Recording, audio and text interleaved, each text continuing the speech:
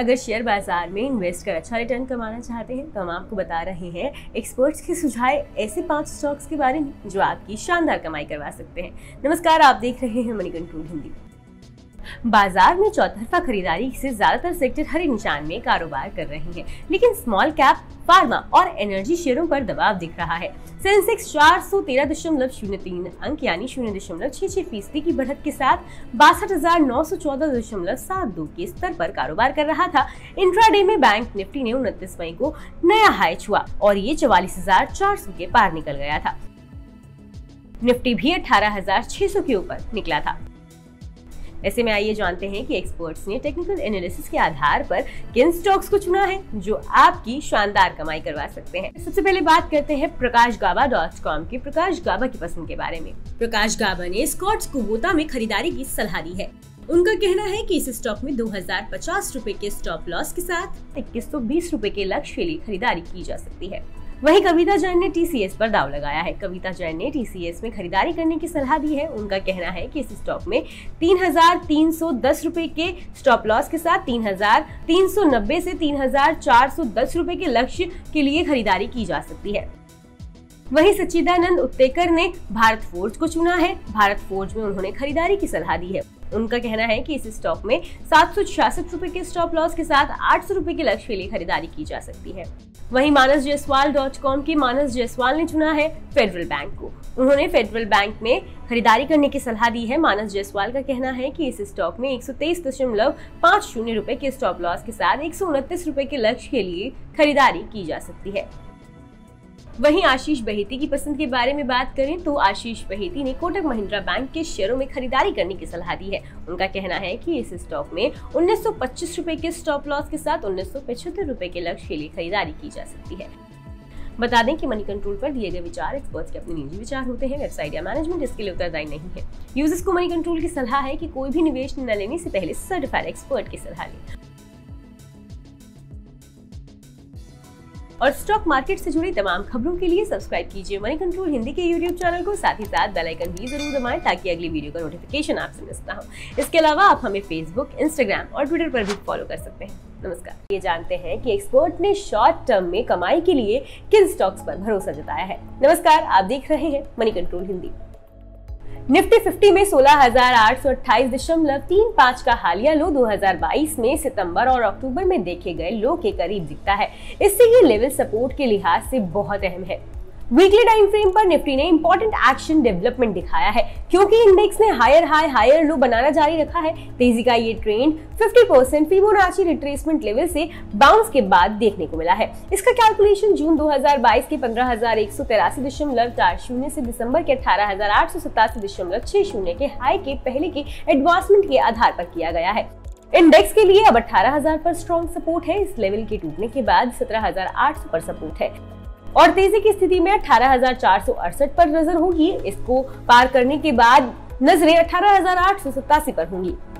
Nifty के लिए overall trend positive दिखता है। हमें प्राइसेस पहले 18,473 और उसके बाद 18,887 की तरफ बढ़ने के संकेत दिख रहे हैं। ऐसे में अगले 2 से 3 हफ्तों में किन शेयरों में दाव लगाकर अच्छा रिटर्न पाया जा सकता है, ये बता रहे हैं GEPL कैपिटल के विनयन सावंत। इनका पहला पसंदीदा स्टॉक है फिनोलेक्स इंडस्ट्रीज। इस स्टॉक का टारगेट प्राइस 235 रुपए है। इसमें 175 रुपए पर स्टॉप लॉस लगाना होगा। इस शेयर में 25% कमाई का मौका दिख रहा है।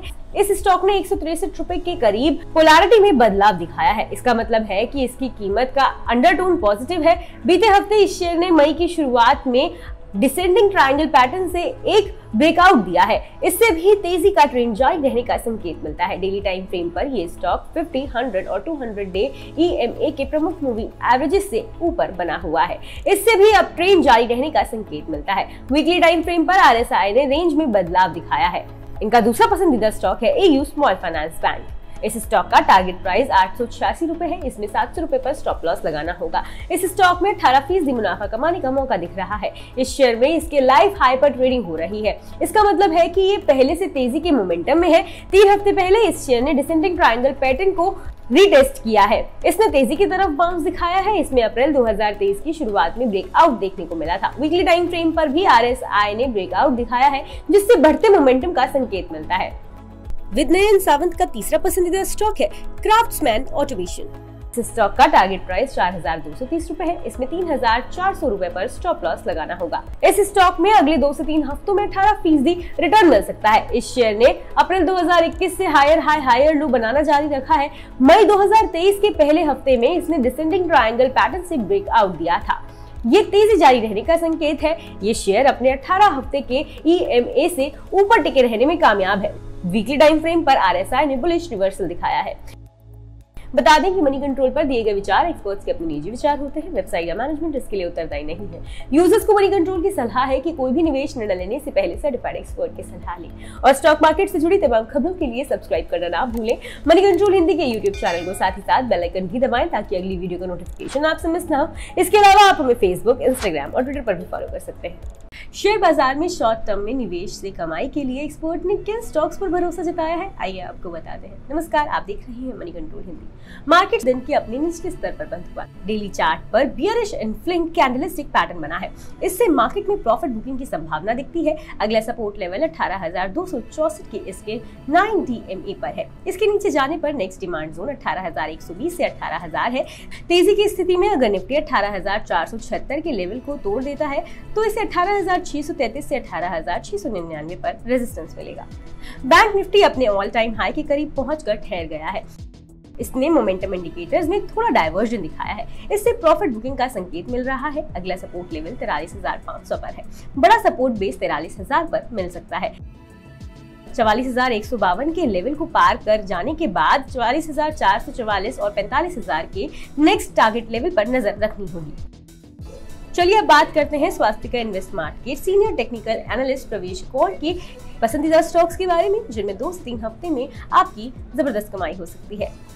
इनका पहला पसंदीदा स्टॉक है मिश्रा धातु निगम। इस स्टॉक का टारगेट प्राइस 254 रुपए है। इसमें 205 रुपए पर स्टॉप लॉस लगाना होगा। इस स्टॉक में शॉर्ट टर्म में 13% मुनाफा कमाने का मौका दिख रहा है।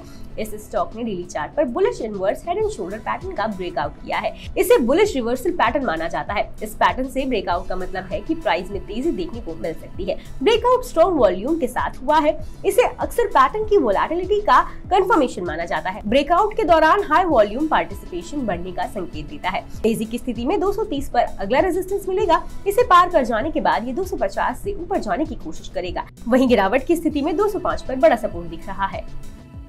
इनका दूसरा पसंदीदा स्टॉक है सोनाटा सॉफ्टवेयर। इस स्टॉक का टारगेट प्राइस 1,084 रुपए है। इसमें 890 रुपए पर स्टॉप लॉस लगाना होगा। शॉर्ट टर्म में शेयर में 14% कमाई का मौका दिख रहा है। ये शेयर लगातार क्लासिकल अप ट्रेंड दिखा रहा है। तेजी जारी रखने के लिए ये असेंडिंग ट्रायंगल फॉर्मेशन से ब्रेक आउट कर रहा है। असेंडिंग ट्रायंगल एक बुलिश कंटिन्यूएशन पैटर्न है। इस पैटर्न से ब्रेकआउट का मतलब आमतौर पर पिछले अप ट्रेंड की शुरुआत होती है। ओवरऑल स्ट्रक्चर बहुत अच्छा दिख रहा है क्योंकि ये अपने सभी अहम मूविंग एवरेजेस से ऊपर बना हुआ है। तीसरे स्टॉक के तौर पर प्रवेश कौर ने चुना है एलिकॉन इंजीनियरिंग को। इस स्टॉक का टारगेट प्राइस 624 रुपए है। इसमें 487 रुपए पर स्टॉप लॉस लगाना होगा। अगले 2 से 3 हफ्तों में इसमें 17% रिटर्न मिल सकता है। टेक्निकल फ्रंट्स पर यह स्टॉक बहुत मजबूत नजर आ रहा है। यह अपनी पिछली तेजी के 38.2% रिट्रेसमेंट से बाउंस बैक कर रहा है। इसने स्ट्रॉन्ग वॉल्यूम के साथ ट्रायंगल फॉर्मेशन का ब्रेकआउट दिया है। इसका मतलब है कि इस स्टॉक में ऊपर जाने की गुंजाइश बची हुई है। इसमें सभी अहम मूविंग एवरेजेस से ऊपर कारोबार हो रहा है।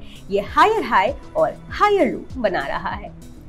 बता दें कि मनी कंट्रोल पर दिए गए विचार एक्सपर्ट्स के अपने निजी विचार होते हैं। वेबसाइट या मैनेजमेंट इसके लिए उत्तरदायी नहीं है। यूजर्स को मनी कंट्रोल की सलाह है कि कोई भी निवेश निर्णय लेने से पहले सर्टिफाइड एक्सपर्ट की सलाह लें और स्टॉक मार्केट से जुड़ी तमाम खबरों के लिए सब्सक्राइब कीजिए मनी कंट्रोल हिंदी के YouTube चैनल को। साथ ही साथ बेल आइकन भी दबाइए ताकि अगली वीडियो का नोटिफिकेशन आपसे मिस ना हो। इसके अलावा आप हमें फेसबुक, इंस्टाग्राम और ट्विटर पर भी फॉलो कर सकते हैं। धन्यवाद। तो भारतीय बाजार आज यानी 29 मई सोमवार को अच्छी तेजी लेकर बंद हुए हैं। निफ्टी आज इंट्राडे में 18,641.20 तक गया। कारोबार के अंत में निफ्टी 18,600 के करीब बंद हुआ है। आज के कारोबार में लगभग 1,899 शेयरों में तेजी रही, वहीं 1,638 शेयरों में गिरावट रही, जबकि 171 शेयरों की स्थिति में कोई बदलाव नहीं हुआ। कारोबार के अंत में सेंसेक्स 344.69 अंक या 0.55% बढ़कर 62,846.38 पर बंद हुआ। वहीं निफ्टी 99.40 अंक या 0.54% बढ़कर 18,598.70 पर बंद हुआ है। M&M, Titan company, SBI life insurance, Tata steel और कोल इंडिया आज निफ्टी के टॉप गेनर रहे, जबकि ONGC, power grid corporation, HCL technologies, Divis laboratories और मारुति सुजुकी निफ्टी के टॉप लूजर रहे। सेक्टोरल इंडेक्स पर नजर डालें तो आईटी और तेल एवं गैस को छोड़कर सभी सेक्टरों में तेजी रही।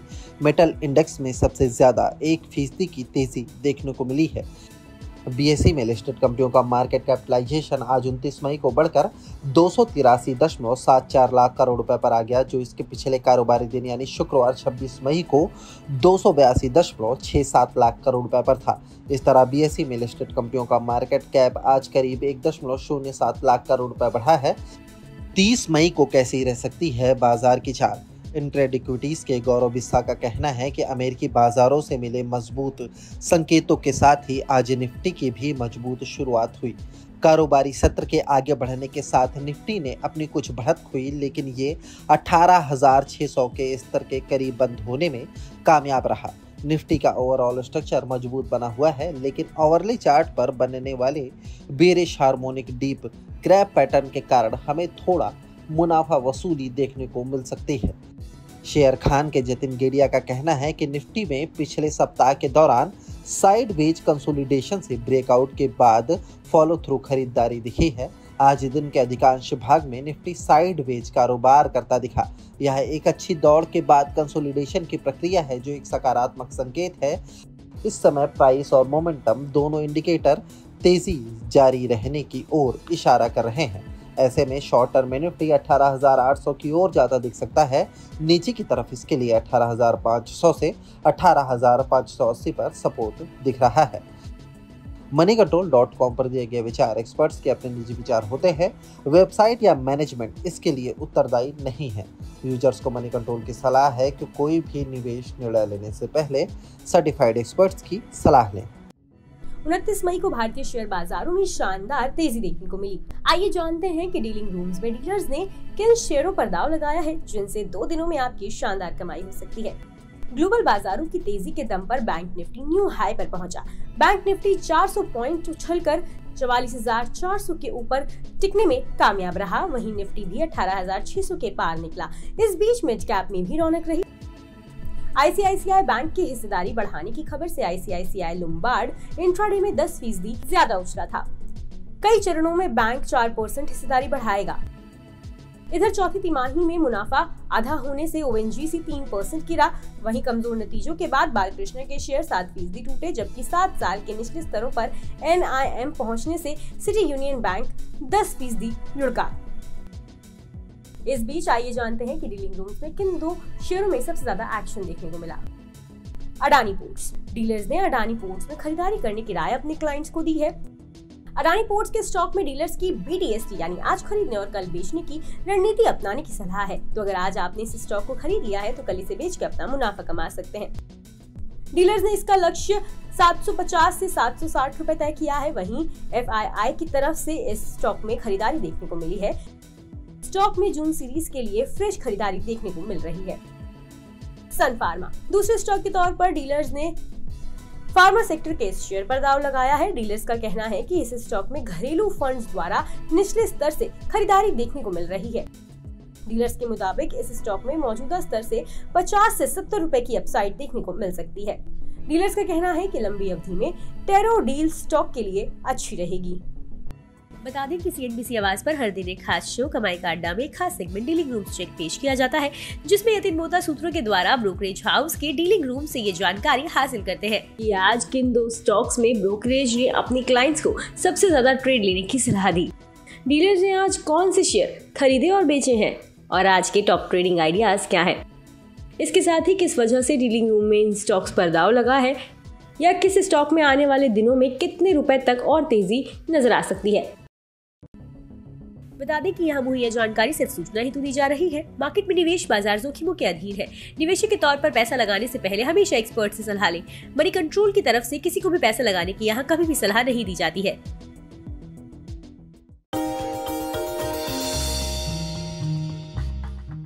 Do नो में आज हम बातचीत करने वाले हैं हर घर का चहेता ब्रिटानिया के बारे में। दरअसल ये ब्रिटानिया आपको आमतौर पे एक बिस्किट कंपनी लगती होगी, लेकिन ब्रिटानिया एक बिस्किट कंपनी ही नहीं है, बल्कि कन्फेक्शनरी कारोबार में एक काफ़ी बड़ी फूड जायंट के तौर पे आप इस कंपनी को देख सकते हैं। इस कंपनी की शुरुआत 130 साल पहले हुई थी और करीब करीब 295 रुपए में उस समय पर इस कंपनी की शुरुआत की गई थी। सेंट्रल कोलकाता के एक छोटे से घर में इसकी शुरुआत हुई थी और वहां से धीरे धीरे एक्सपैंड करते करते आज इतना बड़ा स्केल आप ब्रिटानिया का देख रहे हैं। ब्रिटिश बिजनेसमैन ने एक स्मॉल हाउस में इस कंपनी की शुरुआत की थी, जिसको धीरे से या फिर बाद में विद टाइम एक्वायर किया गया था गुप्ता ब्रदर्स की तरफ से, और इस कंपनी का नाम बन गया था वीएस ब्रदर्स। लेकिन विद टाइम इस कंपनी में मल्टीपल चेंजेस हुए ओनरशिप को लेकर, जिसके बाद और फेरबदल हुआ और एक ऐसा भी समय आया 1979 में जबकि नेबिस्को ब्रांड, जो ओरियो के एक संस्थापक के तौर पे जानते हैं, जिनको आप ओरियो बिस्किट को अगर आप जानते हैं तो नेबिस्को की ब्रांड रहे हैं, उन्होंने इस कंपनी को एक्वायर कर लिया था। एक मेजर स्टेक करीब 27-28% के आसपास स्टेक वो इस कंपनी के अंदर ओन करते थे। लेकिन जो एग्जिस्टिंग प्रमोटर है वाडिया ग्रुप ने, उन्होंने करीब 1990 में इस कंपनी को एक्वायर किया। तो आप अंदाजा लगा लिए करीब करीब 3 दशक से ज्यादा का हिस्सा जो है वो एग्जिस्टिंग प्रमोटर्स के पास इस कंपनी का है। इसके अलावा एक और इंटरेस्टिंग फैक्ट ये भी है कि वर्ल्ड वॉर 2 जब हुआ था तो इस कंपनी को एक ऑफिशियल पार्टनर के तौर पर चुना गया था। जो कंपनी जो सैनिक थे उनको फूड बिस्किट्स प्रोवाइड कराती थी, जो कि उनके आगे के लिए कामकाज करते थे। तो एक बड़ा इंटरेस्टिंग फैक्ट ये भी है कि आर्मी को भी ये कंपनी सप्लाई करती थी वर्ल्ड वॉर 2 के अंदर।